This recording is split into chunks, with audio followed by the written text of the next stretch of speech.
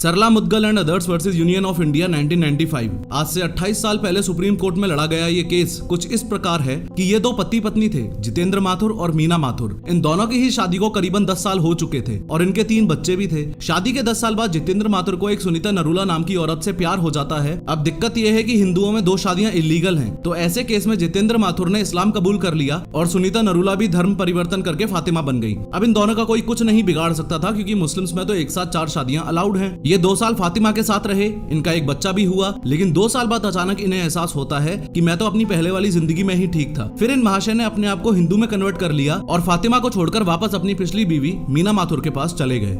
ये हमारे personal law system में एक बहुत बड़ा लूप होल था, लेकिन इससे भी बड़ा लूप होल है निकाह हलाला, जो कि ट्रिपल तलाक इलीगल होने से पहले बहुत ज्यादा मात्रा में नोटिस किया जाता था। निकाह हलाला को आप ऐसे समझो कि मुस्लिम्स में फॉलो किया जाने वाला ये एक प्रोसेस है। ट्रिपल तलाक के इलीगल रेगुलेट होने के पहले के एग्जाम्पल की मदद से समझो कि ये एक मुस्लिम पुरुष है ए और ये एक मुस्लिम महिला है बी और इनके 2 बच्चे भी हैं। अब एक दिन किसी बात पर ए और बी के बीच में खतरनाक तू मैं हो गई। इस लड़ाई से बहुत गुस्से में आके ए ने बी को 3 बार तलाक तलाक तलाक बोला और ऐसा बोलकर मुस्लिम पुरुष ए ने मुस्लिम महिला बी को तलाक भी दे दिया। इस डिवोर्स को ऑफिशियल करवाने के लिए अपने इलाके के काजी के पास गए और तलाक अप्रूव भी करवा लिया। लेकिन जब कुछ दिन बाद दिमाग शांत हुआ, तब दोनों को एहसास हुआ, अरे ये तो हमसे बहुत बड़ी गलती हो गई, बच्चों के बारे में तो हमने सोचा ही नहीं। अब अगर ये ए और बी वापस एक दूसरे के पास आना चाहें और रीमैरिज करना चाहें, तो बाकी सभी धर्मों में ये इंस्टेंटली हो सकता है, लेकिन मुस्लिम्स में ये रियूनियन सिर्फ एक ही केस में पॉसिबल है। इनको निकाह हलाला के प्रोसेस से गुजरना होगा। निकाह हलाला के प्रोसेस से गुजरने का मीनिंग ये है कि इस मुस्लिम महिला बी को किसी दूसरे मुस्लिम व्यक्ति सी से शादी करनी पड़ेगी, उसके बाद ही ये वापस ए से शादी करने के लिए एलिजिबल होगी। अब आप सोचोगे ये तो बहुत ही आसान है, सिर्फ नाम के लिए सी से शादी कर लेगी और फिर उसको डाइवोर्स देके वापस ए से शादी कर लेगी। नहीं, यही तो दिक्कत है। इस मुस्लिम महिला बी को इस दूसरे मुस्लिम व्यक्ति सी से सिर्फ शादी ही नहीं करनी होगी, मैरिज को कंज्यूमेट भी करना होगा।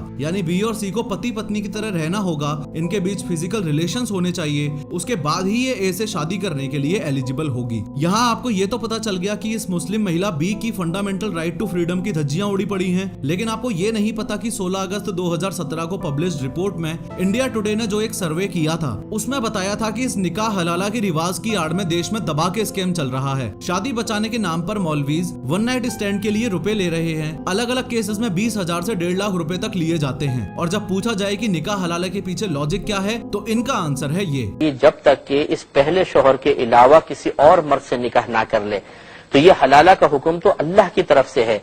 और अल्लाह ताला की तरफ से बयान करदा हुक्म पर एतराज करते हुए कहना कि ऐसा क्यों है, ये बहुत ही बुरा होता है। हालांकि ये बात सच है कि मुस्लिम्स में एक पुरुष के लिए 4 शादियां करना लीगल है, लेकिन कई रिपोर्ट्स ऐसी भी हैं कि हिंदुओं में बहु विवाह अवैध होने के बावजूद भी ज्यादा केसेस देखने को मिलते हैं मुस्लिम्स के कंपैरिजन में। ऐसे कई फैक्ट्स एंड फिगर्स को हम आज की इस वीडियो का आधार बनाएंगे और डीप एनालिसिस करके ये समझेंगे कि यूनिफॉर्म सिविल कोड इंडिया में लागू होना चाहिए या नहीं। इन शॉर्ट, यूसीसी के बारे में पोलराइज्ड भाषण देते वक्त चाहे बीजेपी का नेता हो या किसी अपोजिशन पार्टी का या फिर इंडियन मीडिया हो, वो आपको बेवकूफ नहीं बना पाएंगे अगर आपने इस वीडियो को अच्छे से समझ लिया तो। यूनिफॉर्म सिविल कोड को एक प्रैक्टिकल एग्जांपल की मदद से समझते हैं। आपके सामने ये एक पुरुष है यानी मेल है एम, और आपके सामने ये एक महिला भी है यानी फीमेल है एफ। अब हमारे देश का जो कानून है वो इन मेल और फीमेल्स के आपसी संबंध को 2 हिस्सों में बांटता है, क्रिमिनल लॉज और सिविल लॉज। फॉर एग्जाम्पल, ये एम और एफ दोनों बाइक और स्कूटी पर जा रहे थे। आगे चौराहे पर रेड लाइट मिली तो एम ने अपनी बाइक रोक ली।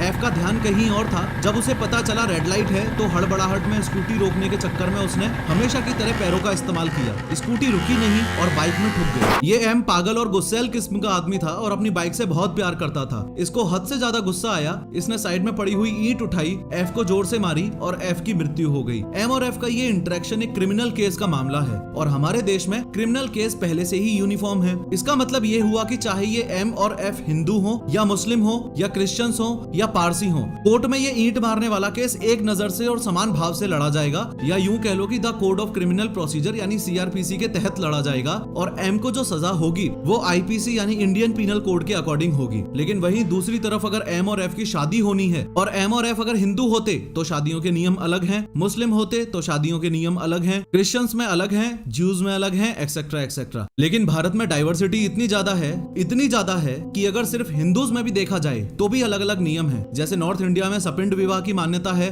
माँ की तरफ 3 पीढ़ियों तक और पिता की तरफ 5 पीढ़ियों तक शादी नहीं हो सकती, सेम गोत्र में शादी नहीं हो सकती, कजन्स में शादियां नहीं हो सकती। लेकिन वहीं साउथ इंडिया में हिंदूज में, आई रिपीट हिंदूज में क्रॉस कजन्स में शादियां होती हैं। अगर एक बहुत ही क्लैरिफाइड चार्ट के माध्यम से आपको समझाऊं तो देश के प्रधानमंत्री की इस स्पीच के बाद जिन यूनिफॉर्म सिविल कोड को लेकर मीडिया में इतनी हाय तौबा मची हुई है, टेक्निकली उस यूनिफॉर्म सिविल कोड में 2 व्यक्तियों के बीच के सिविल मामले आते हैं जो कि 3 कैटेगरीज में डिवाइडेड हैं, फैमिली, प्रॉपर्टी और कॉन्ट्रैक्ट। फैमिली के अंडर आ जाते हैं marriage, separation, divorce, guardianship, adoption और उत्तराधिकार या इनहेरिटेंस जैसे मामले। प्रॉपर्टी के अंदर आ जाते हैं सक्सेशन और इनहेरिटेंस जैसे मामले। फॉर एग्जांपल, हिंदूज के बीच में सक्सेशन के लॉज अलग हैं और मुस्लिम्स के बीच में सक्सेशन के लॉज अलग हैं, एक्सेट्रा एक्सेट्रा। और सिविल मामलों में तीसरी कैटेगरी है कॉन्ट्रैक्ट्स की। जैसे आपने किसी एम्प्लॉय को हायर किया तो एम्प्लॉयमेंट का कॉन्ट्रैक्ट हो गया, किसी स्टूडेंट ने एक रूम किराए पर लिया तो रेंट एग्रीमेंट एक्सेट्रा हो गया। अब अगर आप एम्प्लॉय हिंदू हायर करो या मुस्लिम, एम्प्लॉयमेंट कॉन्ट्रैक्ट और ज्वाइनिंग लेटर तो दोनों का ऑलमोस्ट सेम ही होगा। और दूसरी या तीसरी कैटेगरी में, यानी हम जिन सिविल मामलों की बात कर रहे हैं, उनमें प्रॉपर्टी और कॉन्ट्रैक्ट की कैटेगरी में इतना ज्यादा लफड़ा देखने को नहीं मिलता। इसलिए यूनिफॉर्म सिविल कोड का जो मुद्दा मीडिया में इतना उछाल मार रहा है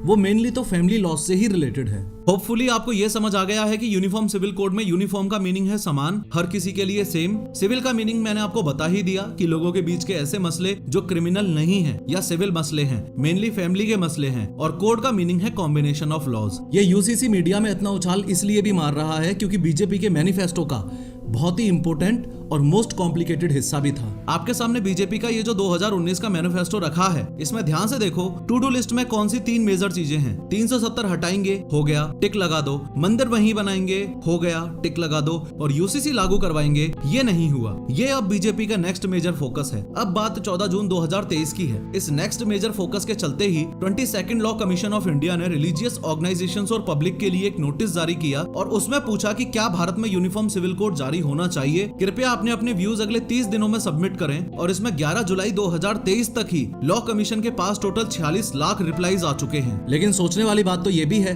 कि 370 हटाने से पहले तो लॉ कमीशन ने मुस्लिम्स के व्यूज नहीं मांगे, राम मंदिर बनाने से पहले तो लॉ कमीशन ने मुस्लिम्स के व्यूज नहीं मांगे। तो यूसीसी में क्यों? वो इसलिए क्योंकि ये जो आपके सामने रखा हुआ कॉन्स्टिट्यूशन ऑफ इंडिया आप देख रहे हो, इसका जो 4th पार्ट है, उस 4th पार्ट में इंक्लूडेड है directive principles of state policy यानी डीपीएसपी। और इस डीपीएसपी में इंक्लूडेड है आर्टिकल 44। और आर्टिकल 44 कहता है the state shall endeavour to secure for the citizens a uniform civil code throughout the territory of India. अगर हिंदी में कन्वर्ट करके बताऊं तो आर्टिकल 44 कहता है कि राष्ट्र को अपने नागरिकों को ऐसे कानून मुहैया कराने का प्रयास करना चाहिए जिसमें किसी धर्म, लिंग और लैंगिक झुकाव की परवाह ना की जाए। इसका मतलब ये हुआ कि लोगों की राय को मद्देनजर रखते हुए सबकी सहमति से ही यूसीसी लागू होना चाहिए। और यूनिफॉर्म सिविल कोड की इंपॉर्टेंस को लोग पहचाने, इसमें बहुत बड़ा रोल सुप्रीम कोर्ट का भी है। जब महिलाओं और माइनॉरिटीज से रिलेटेड अलग अलग केसेस सुप्रीम कोर्ट में आए तो काफी ऑनरेबल जजेस ने कम से कम अलग अलग 5 से 6 जजमेंट्स में इस बात को ऑलरेडी कहा है कि सरकार को यूनिफॉर्म सिविल कोड के मुद्दे को सीरियसली लेना चाहिए। ऐसा ही एक बहुत रोचक, चौंका देने वाला, काफी लंबे समय तक चलने वाला केस था शाहबानो केस। शाहबानो केस को मुस्लिम महिलाओं के पक्ष में एक माइलस्टोन की नजर से देखा जाता है। ऐसा माना जाता है कि इस केस के बाद ही भारत में रहने वाली मुस्लिम महिलाओं को उनका हक मिला और मुस्लिम पर्सनल लॉ के खिलाफ उनकी जीत हुई। शाहबानो केस में हुआ यह था कि मध्य प्रदेश के इंदौर शहर में शाहबानो बेगम नाम की एक मुस्लिम महिला अपने पति मोहम्मद अहमद खान के साथ रहती थी। मोहम्मद अहमद खान उस समय इंदौर के बहुत जाने माने वकील थे। साल 1932 में इनकी शादी हुई थी और शादी के समय शाहबानो की एज 16 साल की थी। Over the period of time इनके 5 बच्चे हुए, 3 लड़के और 2 बेटियां। लेकिन शादी के 14 साल बाद शाहबानो के पति ने यानी अहमद खान ने दूसरी शादी कर ली। काफी लंबे समय तक वो अपनी दोनों पत्नियों के साथ रहे। लेकिन 1975 में जब शाहबानो की उम्र 62 साल की हो चुकी थी, तब मोहम्मद खान ने शाहबानो को बोला, देखो ऐसा है, अब तुम अपना बोरिया बिस्तर बांधो, अपने बच्चों को अपने साथ लो और इस घर से निकल जाओ। तुम कहीं और जाकर रहो और मेंटेनेंस के नाम पर मैं तुम्हें 200 रुपए हर महीने देता रहूंगा। शाहबानो इस बात से एग्री करके दूसरी जगह रहने लगी और उन 200 रुपए के भरोसे उनका घर चलता रहता था। अब अहमद खान ने वो 200 रुपए 3 साल तक तो दिए, लेकिन 1978 में रुपए भेजना बंद कर दिया। शाहबानो को पैसे मिलना बंद हुए तो उन्होंने एक वकील हायर करके इंदौर के डिस्ट्रिक्ट कोर्ट में अपने पति अहमद खान के खिलाफ केस कर दिया। यहाँ आप इस बात पर स्पेशल अटेंशन देना कि भले ही शादी, डाइवोर्स, मेंटेनेंस जैसे मामले सिविल लॉस के अंडर आते हैं, लेकिन शाहबानो के वकील ने जानबूझकर the code of criminal procedure CrPC section 125 के तहत ही केस किया था। वही सीआरपीसी जो मैंने आपको इस वीडियो की स्टार्टिंग में स्कूटी एक्सीडेंट के केस में बताया था। अब सीआरपीसी सेक्शन 125 ये कहता है कि अगर कोई आदमी फाइनेंशियली स्टेबल है और अपनी पत्नी से सेपरेट हो चुका है और साथ ही उसकी पत्नी की कोई इनकम नहीं है, तो उसे अपनी पत्नी को मेंटेनेंस के तौर पर कुछ रुपए देने पड़ेंगे। ध्यान रहे, अभी तक शाहबानो सिर्फ सेपरेट रहती थी, तलाक नहीं मिला था अभी तक। अब अहमद खान जाने माने वकील थे।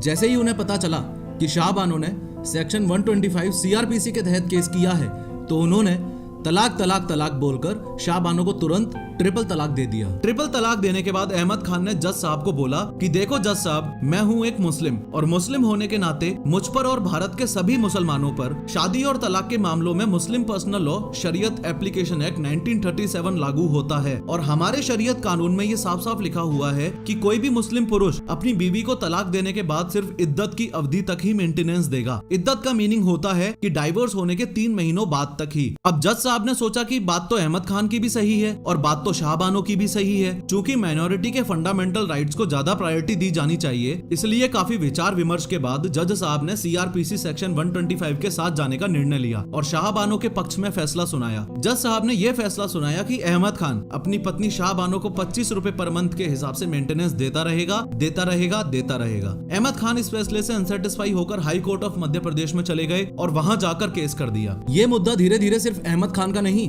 बल्कि पूरी मुस्लिम कम्युनिटी का मुद्दा बनता जा रहा था। मुस्लिम कम्युनिटी का यह मानना था कि सरकार की हिम्मत कैसे हुई हमारे पर्सनल लॉ में, यानी मुस्लिम पर्सनल लॉ शरीयत एप्लीकेशन एक्ट 1937 में इंटरफेयर करने की।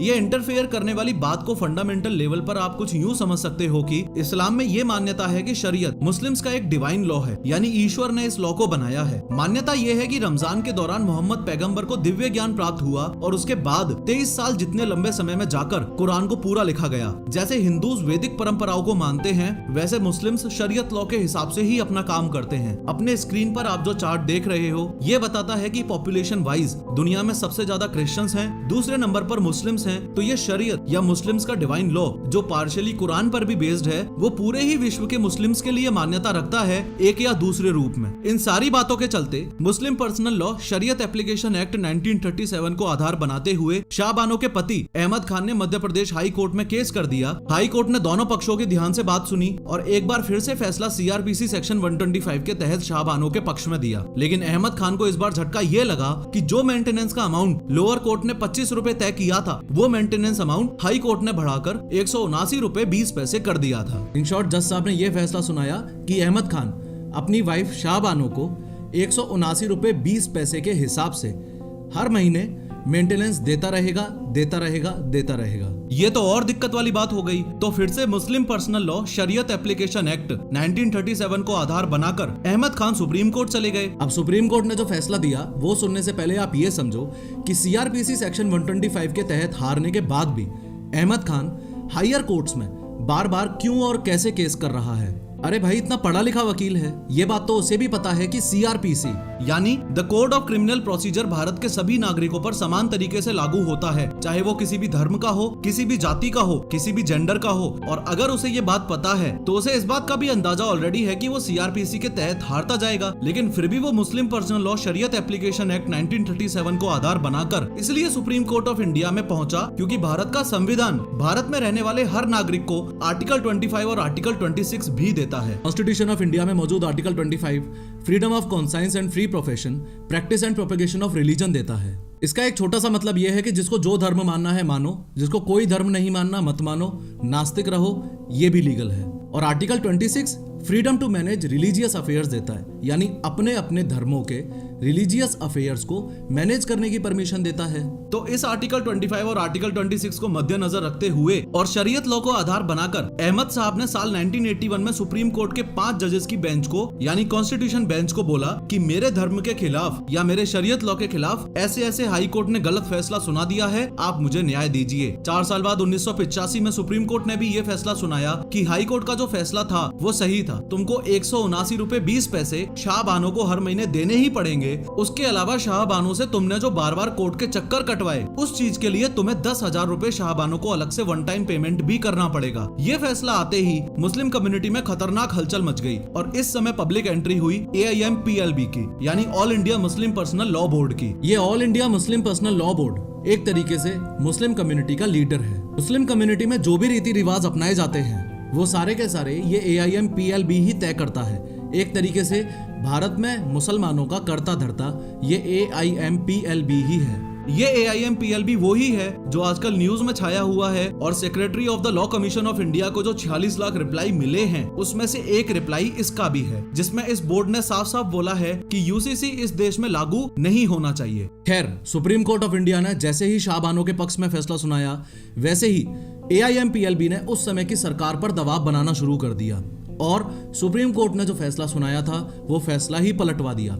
उस समय ये बहुत बड़ी बात थी। हुआ ये कि 31 अक्टूबर 1984 में इंदिरा गांधी को उनके बॉडीगार्ड्स ने मारा था, जिसके बारे में इस वीडियो में मैंने फुल डिटेल्स देकर आपको 3D एनिमेशन के जरिए कंप्लीट स्टोरी बताई है कि कैसे सिख सिक्योरिटी गार्ड्स ने इंदिरा गांधी पर गोलियां चलाई थी। इसी professor of how YouTube channel पर जरूर देखना ये वीडियो। तो इंदिरा गांधी के मरते ही राजीव गांधी को नया प्रधानमंत्री बनाया गया था। इसके कुछ महीनों बाद ही AIMPLB और देश के मेजर मुस्लिम्स का विद्रोह इस शाहबानो केस के चलते सामने आया। ऐसा माना जाता है कि राजीव गांधी के सलाहकारों ने उस समय बताया कि इंदिरा गांधी हत्याकांड के चलते तुम्हारी सरकार पहले से ही सिखों के वोट्स खो चुकी है, अब मुस्लिम्स के भी वोट्स क्यों खोना चाहते हो? एक काम करो, AIMPLB का साथ दे दो और सुप्रीम कोर्ट का फैसला पलट दो। तो सुप्रीम कोर्ट का फैसला पलटने के लिए और इतिहास में पहली बार किसी मुस्लिम महिला को मेंटेनेंस का जो न्याय मिला था वो शाहबानों से छीनने के लिए राजीव गांधी ने Muslim women protection of rights on divorce act 1986 पास करवा दिया, जिसके तहत वापस मुस्लिम महिलाओं को उसी नर्क में ढकेल दिया कि अगर कोई मुस्लिम पुरुष अपनी मुस्लिम बीवी को तलाक दे दे तो सिर्फ इद्दत की अवधि तक ही मेंटेनेंस के पैसे यानी अपनी बीवी को खर्चा पानी देना पड़ेगा, उसके बाद में भाड़ में जाओ। फिर से बता रहा हूँ, इद्दत की अवधि का मतलब डाइवोर्स होने के 3 महीने बाद तक,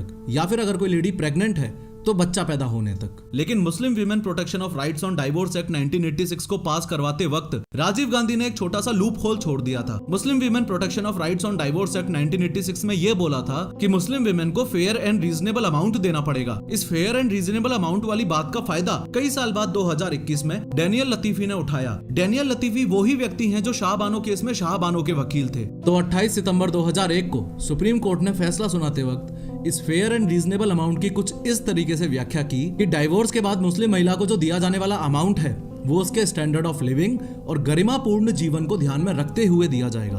और ध्यान से सुनो, 2001 के सुप्रीम कोर्ट के इस फैसले में जज ने क्या बोला था। But nowhere the parliament has provided that reasonable and fair provision and maintenance is limited only for the iddat period and not beyond it. It would extend to the whole life of the divorced wife unless she gets married for the second time. कहने का तात्पर्य यह है कि 1985 में शाहबानो को जो उस वक्त की मौजूदा सरकार की वजह से न्याय नहीं मिल पाया वो इनडायरेक्टली 2001 में डैनियल लतीफी ने दिलवाया था। और आज के भारत में मुस्लिम महिलाओं को दोनों ही चीजों से छुटकारा मिल चुका है, ट्रिपल तलाक भी और इद्दत की अवधि तक मेंटेनेंस भी। इसलिए एक तरीके से देखा जाए तो इन 2 केसेस में UCC इनडायरेक्टली अप्लाई हो चुका है। इस बात में भी कोई दौराय नहीं है कि बीजेपी UCC के मुद्दे पर राजनीति तो कर रही है, उसका एक छोटा सा अंश ये भी है कि UCC का मुद्दा बीजेपी के मैनिफेस्टो में था और 2024 के चुनाव से पहले बीजेपी को अपना वादा पूरा भी करना पड़ेगा। काफी सारे स्टेट्स और रिपोर्ट्स ऑथेंटिक सोर्सेज की तरफ से ऐसे अवेलेबल हैं कि मुस्लिम्स हो या अदर माइनॉरिटी कम्युनिटीज हो, डिस्क्रिमिनेशन अब बहुत कम केसेस में देखने को मिल रहा है। मेरा पर्सनल टेक UCC के मुद्दे पर एकदम साफ है। मैं कॉन्स्टिट्यूशन के आर्टिकल 44 के साथ खड़ा हूँ। जैसा कि हमारे कॉन्स्टिट्यूशन का आर्टिकल 44 कहता है, राष्ट्र को अपने नागरिकों को ऐसे कानून मुहैया कराने का प्रयास करना चाहिए जिसमें किसी धर्म, लिंग और लैंगिक झुकाव की परवाह ना की जाए। इस प्रयास शब्द का मीनिंग इनडायरेक्टली यहाँ पर यही है कि UCC का ड्राफ्ट जो सरकार तैयार करेगी वो बहुत सोच समझकर होना चाहिए, इस तरीके से कि डाइवर्सिटी को ठेस ना पहुंचे, डिस्क्रिमिनेशन को ठेस पहुंचनी चाहिए। अगर यूनिफॉर्म सिविल कोड नहीं भी इंप्लीमेंट होता है टेक्निकली तो भी चलेगा, लेकिन सिर्फ एक कंडीशन में, जेंडर या माइनॉरिटी डिस्क्रिमिनेटरी लॉज को खत्म कर दो। इस बात का एक बहुत सीधा सीधा एग्जांपल है protection of women from domestic violence act 2005। ये एक्ट एक ऐसा एक्ट है जिसमें हिंदू मुस्लिम कुछ नहीं है। किसी भी लेडी पर अगर डोमेस्टिक वायलेंस हो रहा है तो जाके सीधा केस ठोक दो। यूनिफॉर्म सिविल कोड भी इंप्लीमेंट नहीं करना पड़ा और प्रॉब्लम भी सॉल्व हो गई। ऐसा ही दूसरा इंपॉर्टेंट केस था हिंदुओं में सती प्रथा का। अगर पति की मृत्यु होती थी तो उसी के साथ पत्नी को भी चिता में जल के मरना पड़ता था। अब इमेजिन करो कि हिंदू इस बात को पकड़कर बैठ जाएं कि नहीं ये तो हमारा ट्रेडिशन था हम ये नहीं छोड़ेंगे, हम तो सरकार के खिलाफ विरोध करेंगे एक्सेट्रा।